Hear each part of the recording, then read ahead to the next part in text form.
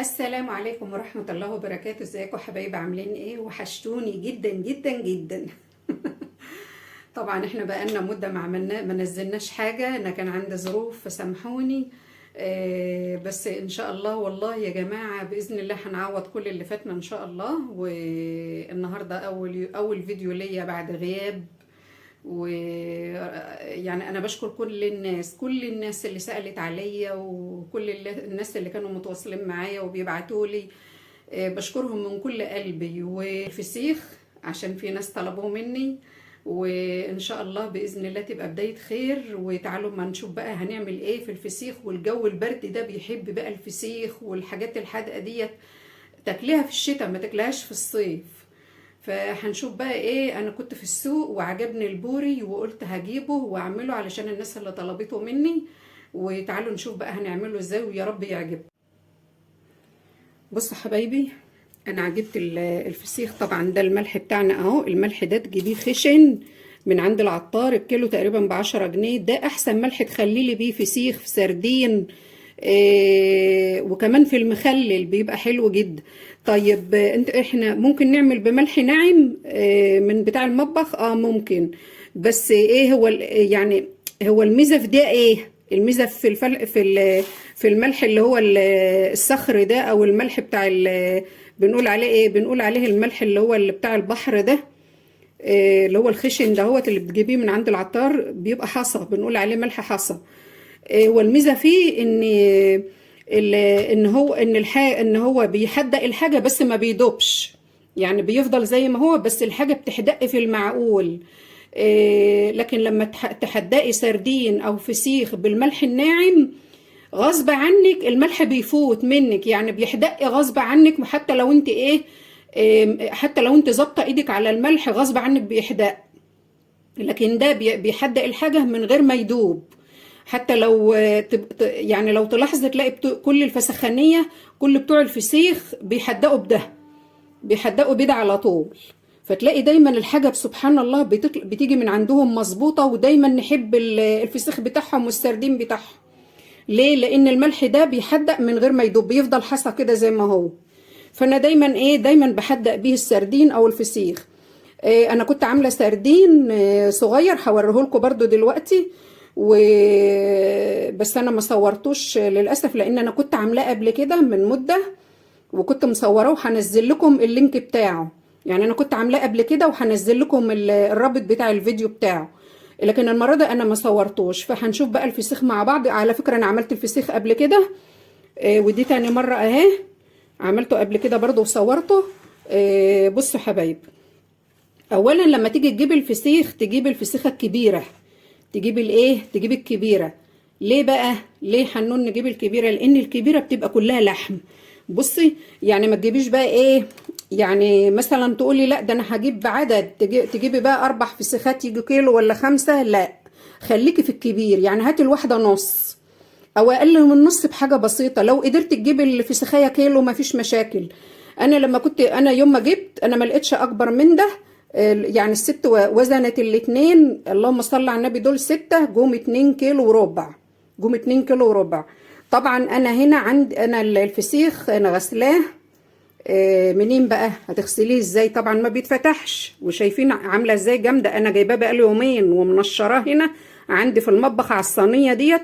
حطيته فوق المطبخ من فوق بعد ما غسلته. بصوا بقى حبايبي غسلته ازاي. بتفتحي بقى الخياشيم دي بتلاقي فيها بقى من جوه طينه. وبعد ما بتعمليها بقى، ما بتغسليها، بتجيبي منديل زي ده كده، وتفضلي بقى تحط كده اهوت المنديل في الخياشيم دهيت. تبص تلاقي ايه؟ هيشرب دم. طبعا شوفوا هي بقالها يومين وانا منشراها على الصينيه، ولسه اهوت بس نشفت بقى. شوفوا القشره بتاعتها ناشفه ازاي، شوفوا عامله ازاي نشفت. ليه بقى؟ لان انا بقالي سايباها بقالي يومين متنشره. وما ينفعش تغسلي الفسيخ وتخليه على طول، لازم يبقى ناشف كده. لازم يبقى ناشف كده. تنشريه يومين وتسيبيه لحد ما القشره تبقى جامده حجر كده اهو، تبقى جامده كده اهوت. وبصوا شوفوا الزعنفه عامله ازاي. طبعا ايه، هتكسرها بقى كده اهو. الزعنفه دي بتتكسر كده اهو. ليه بقى كسرتها كده؟ ليه حنون؟ علشان تبقى الفسيخه طريه، عشان تبقى الفسيخه طريه، وده سر من اسرار الفسيخ يا جماعه، الفسخان اللي قايل عليه. لما تكسر الزعنفه كده بتبقى الفسيخه طريه وزي الزبده من جوه، بتبقى ايه زي الزبده من جوه. طبعا هي بقى كده بقت تمام وناشفه اهي، بصوا ناشفه خالص ما فيهاش اي حاجه ولا دم ولا اي حاجه، انا سايباها بقى له يومين. يلا بقى نملح بقى على طول، نشوف كده هنعمل ايه. انا جبت بقى الايه، جبت الشنط بتاعتي ادي 2 اهمت، ولسه بقى ايه بعد ما نخلص هنحطهم بقى في شنط كتير. كل ما تكتري في الشنط وتلفي اكتر وتلفيه، اهم حاجه التغليف ما يخشوش هوا، اهم حاجه الفسيخ ما يدخلوش هوا. عشان ايه؟ عشان يفضل معاكي على ما يعني 15 يوم كده تلاقيه زي الفل، ولا عفن ولا ليه ريحه ولا اي حاجه. لو الهوا دخله خلاص هيبوظ منك من قبل ما يحدق. تمام. طيب انا هنا بقى الملح بتاعي اهو، يلا بينا بقى نشوف هنعمل ايه. بصوا بقى تفتحي بقى الخياشيم ده اهي كده اهو، وتحطي الملح بقى فيها كده اهوت اهو، تتفسيها بقى ملح ايه، تمليها ملح بقى على قد ما تقدري، لان هي دي بقى هو هيحدق من الخياشيم دي، من الملح بقى اللي في الخياشيم دي اهو. بصي كأنك بقى ايه، كأنك بتحشي اي حاجه اهو. بصوا انا ما بحطش اي حاجه يا جماعه على الفسيخ، ما بحطش ملح قصدي شطه، ما بحطش. طبعا ما ينفعش بقى تحط خل وليمون والكلام ده. في ناس بتحط شطه وفي ناس بتحط كركم، تقولك عشان لونه يصفر. بس ما فيش مشاكل، عايزه تحط شطه وكركم براحتك، بس انا ما بحطش حاجه خالص غير الملح. ليه بقى؟ بحس ان انا لو حطيت اي حاجه هتغير من طعمه، كركم او شطه او اي حاجه هتغير من طعمه. انا عايزه اكل وانا باكل الفسيخه كده احس بطعم الفسيخ، بطعم البوري، ما احسش ان في داخل حاجه مغيره طعمها او طاغيه على طعم البوريه نفسها. بصوا اهو، بصوا بقى حبايب اهو، ادي اول واحده اهيت تتفسي بقى الايه الملح كده في البوريه بالشكل ده. تمام. تمام كده حنون. هنحط بقى الايه، هنجيب الكيس بتاعنا اهو. بصوا بقى اهو، طبعا انا كسرت ديلها، نطلع الكيس ده الاول كده عشان ايه اوريكم عشان يبقى باين، وبعدين نبقى نحط في التاني اهو. شايفين بقى كده حبايبي اهو. طبعا هنحط واحده عكس التانية، يعني احنا هنجيب التانية اهي. طبعا بقى ايه هو هيتنوا بقى ايه يعني كل ما تيجي تعملها يعني قبل ما تيجي تخللي، قبل ما تيجي تحشيها ملح، مفيش مشكله ان انت تمسحيها برده كده، بينزل منها ميه لسه طبعا، رغم ان هو بقى له يومين. شوفوا ناشف ازاي، شوفوا القشره عامله ازاي، ناشفه جدا ناشفه جدا. فطبعا هنكسر الزعنفه بقى اهيت اهي اهي، ونحشيها زي ما حشينا التانية.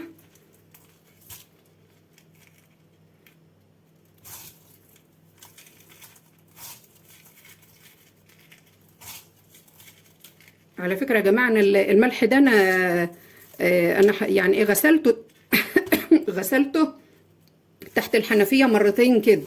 ليه بقى غسلته؟ يعني عشان جاي من عند العطار وكان متعفر، فأنا يعني أنا بحب أجيب الحاجة من بره أشرفها قبل ما أعمل أي حاجة. واحدة تقول لي بقى هو الملح بيتغسل؟ أقول لها أيوه أقول لها أنا غسلته بس يعني غسلتين كده بساط كده، عشان ايه هو كان جاي متعفر يعني. تمام.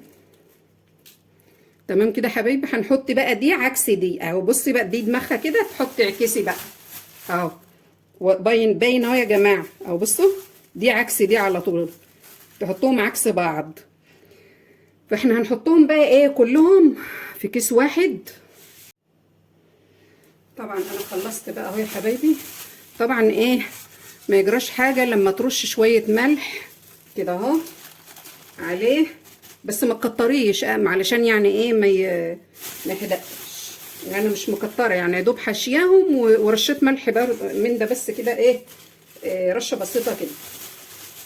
طبعا اهم حاجه بقى تخرجي الهواء من الكيس، تخرجي الهواء من الكيس كده اهو، وهيتحط بقى كيس جوه كيس جوه كيس. عد بقى ان شاء الله تحطيه في 10 اكياس. المهم كل ما تقفلي عليه كل ما تحافظي عليه وما يخشوش هوا. وبعدين جهزه له بقى الاكياس بتاعته اهي. انا دايما بعمل في الشتاء يا جماعه، دايما بعمل الفسيخ والسردين. انتوا عارفين طبعا الاسعار بقت نار، يعني عايزه اقول لكم الاسعار الفسيخ وصل 200 جنيه عندنا هنا في طنطا، والله وصل 200 جنيه. بص كل ما تحط في كيس بقى تضغطي كده وتخرجي الهوا وتقومي رابطه. طب وانا اجيبه ب 200 جنيه ليه؟ ما انا جايباها اهوت ب 75 جنيه وبسم الله ما شاء الله اللهم صل على النبي. ال 2 كيلو وربع ده هم اتعملوا 165. يعني ما كملناش 8 كيلو، ما كملناش 8 كيلو من اللي انت هتجيبيه جاهز. لا هاتيه بقى كده اهوت، هاتيه على ب 75 ولا ب 80 حتى مش مشكله. على فكره يا جماعه فيه البوري بينعرف، ومن يعني نسيت اقول لكم الحته ديت وانا بخلله. في بوري وفي دبار، اكيد طبعا احنا عارفين وستات البيوت عارفه.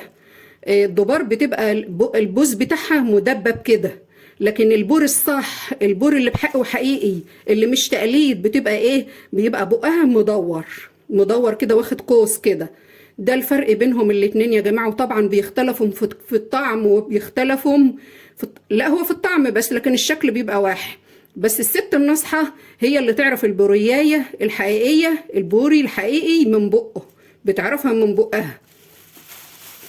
طبعا انا خلصت اهوت، لسه بقى هجيب له كمان كيسين، احنا لسه ما خلصناش.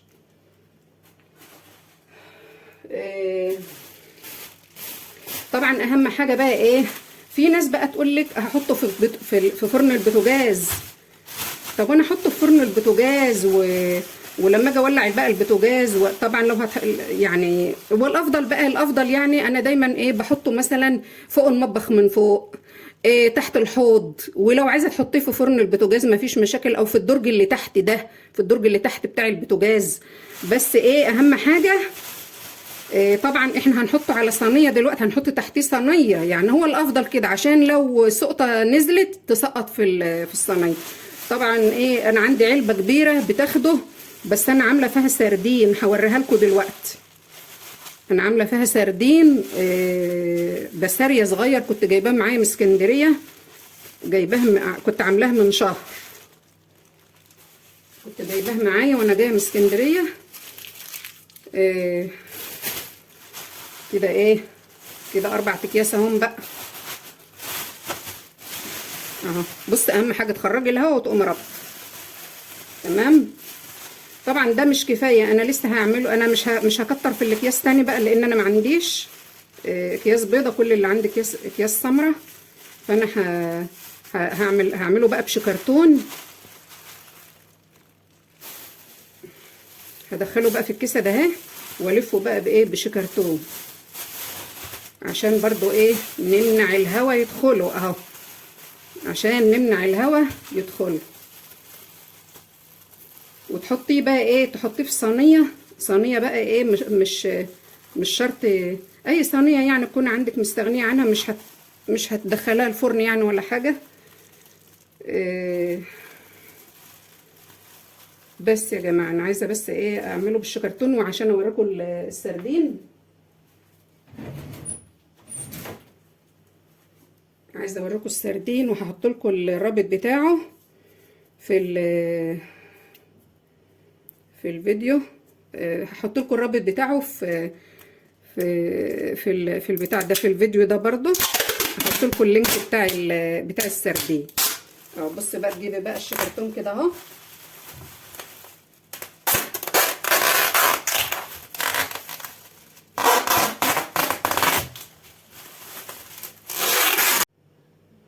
بصوا بقى حبايبي السردين اهو. انا عاملاه من حوالي شهر كده، بس انا بقى ايه، وكلنا منه على فكره، كلنا منه اهو. بصوا طبعا العلبه دي انا بحط فيها السردين والبتاع ده والبوري، بس هي مشغوله في السردينه. بصوا بقى عايزه اوريكم بس الجمال. بس ايه، وهم اهو. البستارية بقى الزغنطوطة بتاعت اسكندرية ديت، كنت جايبة الكيلو ب20 جنيه اهو. بصوا شوفوا الجمال. عايزة اوريكم بقى، انا عاملاها بقى لي شهر. بصوا زبدة اهو. عاملاها بنفس الطريقة، بس ده بقى احنا ايه، بس انا بعد حوالي 10 ايام كده فتحنا عليه. بعد حوالي، هي دي ما بيغيبش بقى، ده ما بيغيبش، مش زي الفسيخ. الفسيخ يقعد له 15 يوم في البرد ده يا جماعة. الفسيخ يقعد 20 يوم، يقعد 20 يوم على ما يعني فترة التمليح بتاعته، يقعد 20 يوم لحد ما تفتحها عليه. لكن في الصيف طبعا 15 يوم، ولو سبتيه 20 يوم شهر وفتحت عليه مفيش مشاكل. في الشتاء ده ما تخافيش عليه، ما تخافيش عليه خالص. وطبعا الافضل ان هو هيبقى بره التلاجة. لكن في الصيف لو انت بتعملي فسيخ في الصيف 15 يوم تسيبيه بره، بعد ال 15 يوم ممكن تعينيه بقى في التلاجة او في الفريزر وقت ما تحبي تطلعي تاكلي منه، مفيش مشاكل. فانا عايزه اوريكم الاستردين بتاعي اهوت. بصوا عايزه اوريكم بقى جماله، عايزه اوريكم جماله. بصوا، وطري بقى، طري قوي قوي قوي يعني. بصوا زي الزبده، بصوا الجمال. بصوا زبده يا جماعه والله. الله. وايه بقى، انا عاملاه بنفس الملح ده على فكره. انا ما بعملش الحاجات دي غير بالملح الحصى ده يا جماعه. بصوا عامل ازاي والله. احنا كنا منه مرتين. لا دي الراس ده هنرميها بقى. كنا منه مرتين. وطول الشتاء بقى انا بحب اعمل الحاجات دي يا جماعه مره او مرتين يعني. يعني احنا عملنا مره اهو، مش هعمله تاني بقى لان انا كنت جايبه 2 كيلو، فمش هعمل بقى تاني. تمام. فانا عامله الفسيخ ده بقى، عايزه اوريكم بس شكله من تحت. بصوا شوفوا الجمال. جميل قوي قوي قوي قوي. يا ريتكم تجربوه يا حبايبي. هحط لكم الرابط بتاعه في تحت هحط لكم الرابط بتاع السردين ده هو في الفيديو. وده كان الفيديو بتاعنا النهارده يا جماعه، ويا رب يكون عجبكم. والى اللقاء في فيديو جديد ان شاء الله، واشوفكم على خير يا حبايب قلبي. ما نحرمش منكم ابدا.